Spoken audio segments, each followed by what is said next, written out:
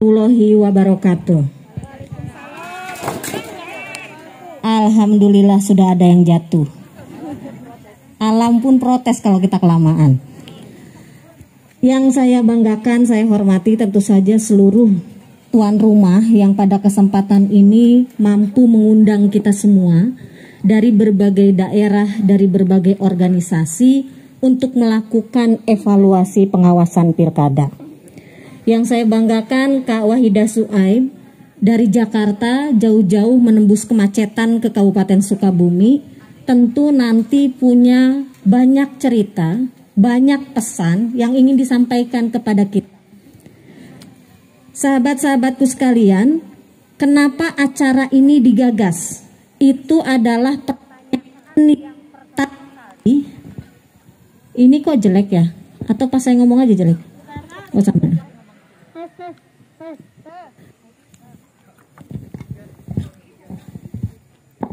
Kenapa acara ini diadakan?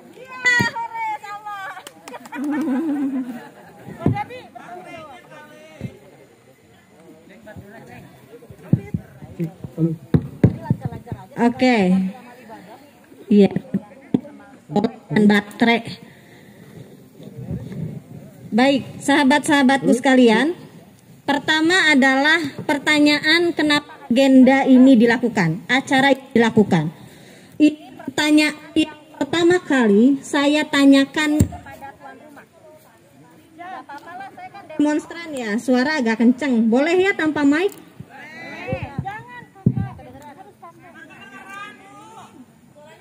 Oh, fasilitas nate kieu. Mohon dimaklum. Yang ulang tahun. Sudah? Nah. Kenapa ini perlu direfleksikan?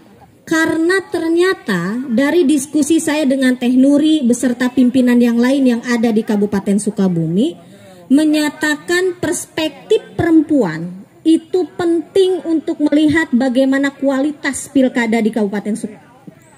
Dalam konteks ini adalah kualitas pengawasannya.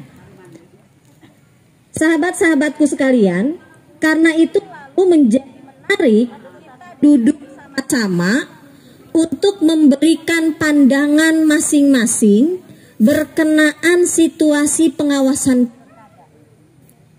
Karena kalau dari yang Bawaslu Jabar lakukan, pantau dari proses pengawasan yang sedang berjalan,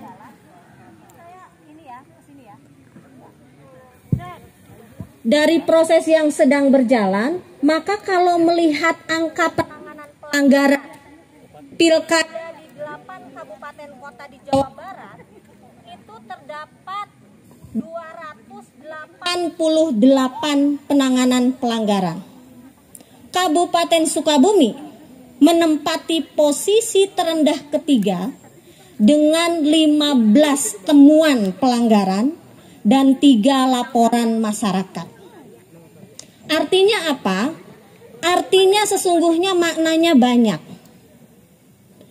Kenapa penanganan pelanggaran di Kabupaten Sukabumi bisa menempati posisi ketiga terendah?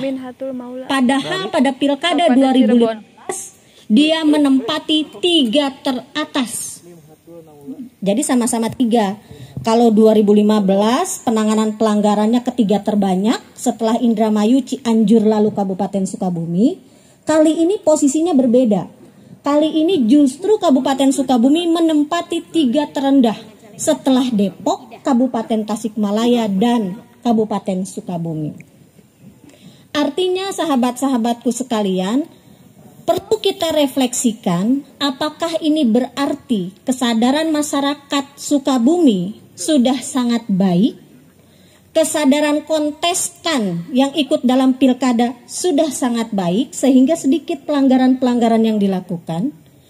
Apakah berarti sosialisasi yang dilakukan Bawaslu berhasil sehingga orang mikir 1000 kali untuk melakukan pelanggaran pilkada?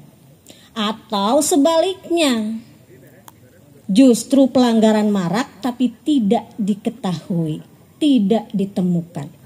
Ini refleksi kita akan banyak. Kenapa ibu-ibu penting? Karena perspektif ibu-ibu akan berbeda dengan bapak-bapak. perspektif ibu-ibu ya dari ruang politik keseharian, yang itu akan sangat berbeda.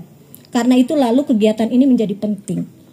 Bagaimana potret partisipasi pemilih? Sahabat-sahabatku sekalian, yang menarik saya sengaja mencatat ini. Untuk Kabupaten Sukabumi, partisipasi pemilih 2015 itu di angka 58%. Tetapi 2020 maju menjadi 60,46%. Yang luar biasanya dari angka ini, walaupun hak pilihnya di Kabupaten Sukabumi itu lebih banyak laki-laki ketimbang perempuan, tetapi ternyata motivasi, semangat perempuan untuk memberikan hak pilihnya dengan datang ke TPS justru lebih tinggi ketimbang laki-laki. Hak pilih boleh lebih tinggi laki-laki, tapi kesadaran datang memberikan hak pilihnya lebih tinggi Kabupaten Sukabumi ini perempuan.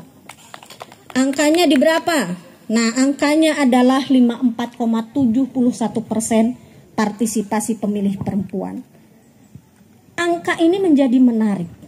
Walaupun Kabupaten Sukabumi yang nyaris punya calon perempuan, almarhum Teh Reni ya, Teh Reni Marlinawati, itu senior di gerakan perempuan.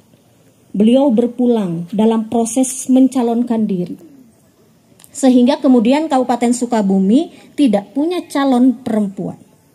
Maka refleksi kita adalah dalam berbagai momentum politik yang lain, sejatinya semakin banyak perempuan yang mengambil pilihan politik akan memberi peluang lebih banyak bisa menempatkan orang. Tetapi pertanyaan kedua, apakah tingkat partisipasi pemilih ini di seluruh 8 kabupaten kota yang pilkada mampu menempatkan keterpilihan perempuan? Ternyata tidak secara otomatis. Pilkada 2015 kita punya 4 perempuan yang maju di pilkada. 2020 kita punya 8 dari 50 calon. Sehingga kemudian refleksi kita adalah terjadi dia peningkatan. Kalau dulu 46%, sekarang kalau dulu dia cuma 8%, sekarang 16%, naik 2 kali lipat. Tetapi keterpilihannya dari 8 kabupaten kota yang mampu menempatkan perempuan adalah Karawang dan Indramayu. Jadi dari 8 titik hanya ada 2 titik. Maka kemudian kita refleksikan bagaimana konteks partisipasi pemilih perempuan ini masih harus didiskusikan sedemikian rupa agar jiwa-jiwa kritis untuk memperkuat demokrasi ini tumbuh. Tetapi dalam konteks Bawaslu, yang penting direfleksikan adalah apakah ibu-ibu, sahabat-sahabat yang punya hak pilih atau calon pemilih pemula ketika proses pilkada sudah secara otomatis melakukan partisipasi pengawasan aktif. Jangan-jangan kualitas partisipasi kita baru datang ke TPS memberikan hak pilih, belum pada konteks kalau menemukan dugaan pelanggaran aku akan laporkan. Gitu ya. Jangan-jangan belum. Jangan-jangan begitu kita nemu pelanggaran ya kita diam-diam baik. Aku mau eta mah cenah ge dulur abdi. Jadi memang refleksinya akan sangat banyak. Bagaimana perempuan mampu berpartisipasi secara aktif dalam momentum politik, termasuk melakukan pengawasan partisipatif. Ibu-ibu sekalian, sahabat-sahabatku sekalian, ingat, Kabupaten Sukabumi hanya menempatkan 3 orang pelapor ya. Jadi laporan dugaan pelanggaran yang lahir dari masyarakat itu cuma 3. Padahal kecamatan yang ada di Kabupaten Sukabumi ini paling besar. Pertanyaan kritisnya, apakah memang gak ada pelanggaran? Atau karena memang belum punya keberanian? Atau memang gak peduli sama sekali? Harewe, nu penting mah di orang mah jempling, teribut-ributnya. Misalnya gitu. Nah jadi ini penting kita refleksikan. Tetapi secara kacamata provinsi, 8 kabupaten kota yang melakukan pilkada dinamikanya luar biasa, tetapi hampir seluruhnya itu partisipasi pemilih perempuan tinggi, paling tinggi dibandingkan laki-laki. Sehingga kita perlu refleksikan kembali, harusnya ini berkorelasi terhadap kualitas pengawasan pilkada yang dilakukan oleh ibu-ibu dan sahabat-sahabat sekalian.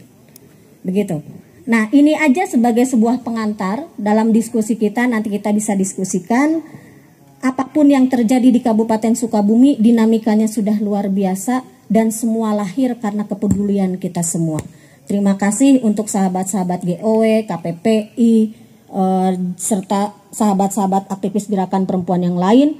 Kehadiran Bawaslu dari kabupaten kota di provinsi-provinsi yang lain ini penting karena perspektif yang non pilkada juga penting didengarkan dalam konteks pandemi, karena pandemi ini baru terjadi kali ini.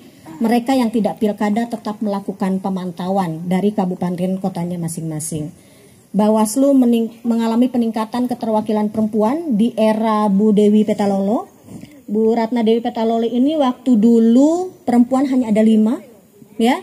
Begitu beliau menjadi Bawaslu RI kemudian meningkat. Saat ini posisi yang ada di kabupaten kota adalah 21 orang. Sehingga kenaikannya 4 kali lipat. Mudah-mudahan peningkatan kuantitas akan berbanding lurus dengan peningkatan kualitas. Hidup perempuan Indonesia, hidup perempuan-perempuan yang berjaya di Sukabumi.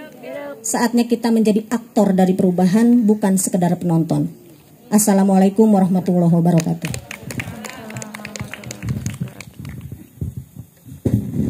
Terima kasih kami ucapkan kepada Teh Loli sudah memberikan pemaparan dan juga semangatnya kepada kita semua. Ada poin penting yang sudah saya catat dari apa yang sudah tadi disampaikan, khusus untuk Kabupaten Sukabumi, dan juga ini bisa dijadikan evaluasi dan refleksi kita, khususnya yang ada di 27 kabupaten kota se-Jawa Barat, bahwa memang untuk partisipasi perempuan, khususnya Pilkada 2020 ini semakin meningkat. Tetapi ini juga harusnya berkorelasi bagus ataupun berkorelasi tinggi terhadap juga pada sense of belonging terhadap demokrasi di daerahnya itu sendiri. Atau lebih kepada rasa kepemilikan terhadap lurusnya seluruh proses sesuai dengan regulasi itu juga semakin tinggi, sehingga ketika semuanya sudah memiliki rasa memiliki terhadap demokrasi ini, setidaknya demokrasi yang diinginkan oleh negara kita yaitu Republik Indonesia ini bisa tercapai dengan baik. Mungkin untuk selanjutnya saya beri waktu dan kesempatan yang seluas-luasnya juga kepada Kakak Nyunyu, Kakak Wahidah Sueb, yang akan menyampaikan materinya dan juga pengalaman-pengalaman luar biasanya, khususnya boleh dibuka nanti tentang perempuan dan juga tentang demokrasi atau juga pilkada yang ada di tataran nasional ya. Terima kasih. Bismillahirrahmanirrahim.